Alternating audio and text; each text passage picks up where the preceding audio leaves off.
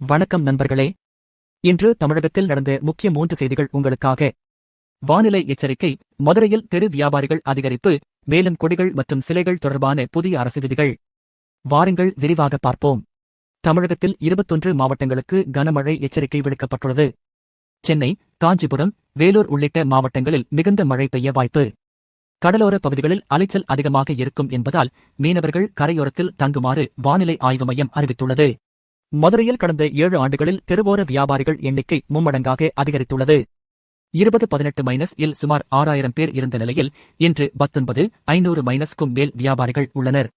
இதனால் போக்குவரத்து நெரிசல், தூய்மை பிரச்சினைகள் உருவாகி வருகின்றன. தெரு வியாபாரிகள் சட்டத்தின் கீழ் ஒழுங்குபடுத்த குழு அமைக்கப்படவில்லை என்பதும் குறிப்பிடத்தக்கது. தனியார் நிலங்களில் சிலைகள் மற்றும் கட்சி கொடிமரங்களை அமைப்பதற்கு தமிழக அரசு புதிய குழுக்களை அமைத்துள்ளது. மாவட்ட மற்றும் பிரிவு மட்டத்தில் குழுக்கள் இயங்கும். கொடிமரம் சாலையின் நடுப்பகுதியில் அமைக்கக்கூடாது.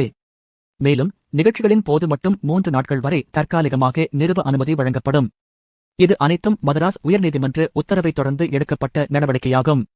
இதுவே இன்று தமிழகத்தின் முக்கிய செய்திகள். எந்த செய்தி உங்களை அதிகம் சிந்திக்க வைத்தது? Comment. வீடியோ பிடித்திருந்தால் லைக், ஷேர், சப்ஸ்கிரைப் பண்ண மறக்காதீர்கள்.